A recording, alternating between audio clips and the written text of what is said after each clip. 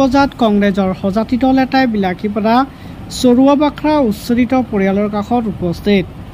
আজি কংগ্ৰেছৰ সজাতি দলে বিলাসীপাৰা সমষ্টি জিলাৰ অন্তৰ্গত টিলাপাৰা সন্তোষপুৰ চৰুৱাবাখৰা চিৰাকুটা উচ্ছেদিত পৰিয়ালৰ কাষত উপস্থিত হৈ পৰিস্থিতিৰ বুজ লয়। লগতে তিৰপাল, বিস্কুট, পানী আদি বিতৰণ কৰে। উক্ত অঞ্চলবোৰত অমানৱীয় উচ্ছেদ কৰা চৰকাৰৰ বিৰুদ্ধে তীব্ৰ সমালোচনা কৰে।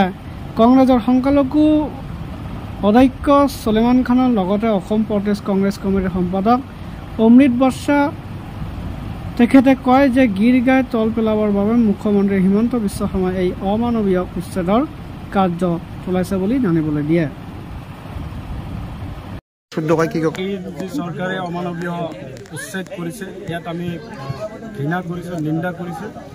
অতি দুখেৰে ক'বলৈ বিচাৰিছোঁ যে হিমন্ত বিশ্ব শৰ্মা ডাঙৰীয়াই এইটো অহা ২৬ চনৰ যে নিৰ্বাচন, সেই নিৰ্বাচন কেন্দ্ৰিক আজি হিন্দু মুছলমানৰ মাজত বিভাজন কৰাৰ কাৰণে তেখেতে আজি এই উচ্ছেদ কৰিছে। এই উচ্ছেদ অতিকৈ নিন্দনীয়।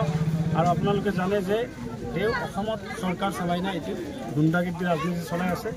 আজি হিমন্ত বিশ্ব শৰ্মা ডাঙৰীয়াই দুৰ্বলৰ ওপৰতহে অত্যাচাৰ কৰি আছে। আজি আপোনালোকে যদি চায়, আজি ধুবুৰী জিলাত ইয়াত চাপৰ ব্লকৰ অন্তৰ্গত অঞ্চলসমূহত যি বা উচ্ছেদ কৰিছে, কেইদিনমান আগতে আপোনালোকে দেখিবলৈ পাইছে যে গোৱালপাৰাত উচ্ছেদ কৰিছে, লখিমপুৰত উচ্ছেদ কৰিছে।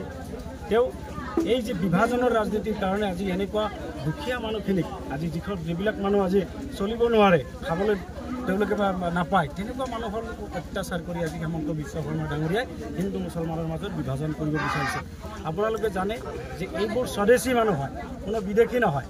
যদি তেখেতে বিদেশী মানুহ ইয়াতে বহি আছিলে, তেতিয়া যদি উচ্ছেদ কৰিছিলে, তেতিয়া আমাৰ কোনো ক'বলগীয়া নাছিলে।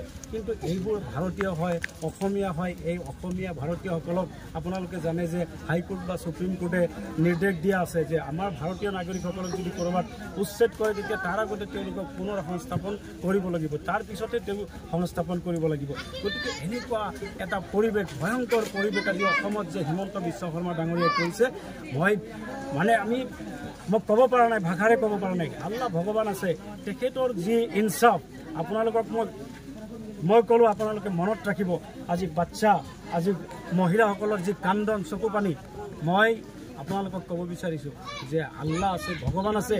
এই ইনচাফ হিমন্ত বিশ্ব শৰ্মাৰ এগেইনষ্টত যি ইনচাফ হ'ব, সেই ইনচাফ এই ৰাইজসকলে দেখিবলৈ পাব।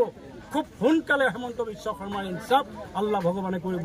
এনেকুৱা হিটলাৰী ৰাজনীতি, বহুতে হিটলাৰো এনেকুৱা ভয়ংকৰ ৰাজনীতি কৰিছিলে, এনেকুৱা ভয়ংকৰ প্ৰশাসক আছিলে, কিন্তু এটা সময়ত তেওঁ নিজে ছুইচাইড কৰি মৰিবলগীয়া হৈছিলে। হিমন্ত বিশ্ব শৰ্মা ডাঙৰীয়াই যেনেকৈ আজি দুখীয়া দৰিদ্ৰসকলক পাগল কৰিছে, আজি এই ৰ'দ বৰষুণৰ মাজত আজি আমি তিৰপাল দিবলৈ আহিছোঁ, তিৰপালৰ মাজতে থাকিবলগীয়া হৈছে। অসমৰ নাগৰিক হৈ ভাৰতীয় নাগৰিকৰ ওপৰত এনেকুৱা অত্যাচাৰ কৰিছে। হিমন্ত বিশ্ব শৰ্মা ডাঙৰীয়াৰ এনেকুৱা অভিশাপ লাগিব, এনেকুৱা পাপ লাগিব, এনেকুৱা পাপে চুব। আপোনালোকে চাব, হিমন্ত বিশ্ব শৰ্মা ডাঙৰীয়াৰ শৰীৰত আমাৰ যে ভাষাত কয়, এনেকুৱা ঘাঁহ হৈ মৰিব এইবিলাক মানুহৰ অভিশাপক।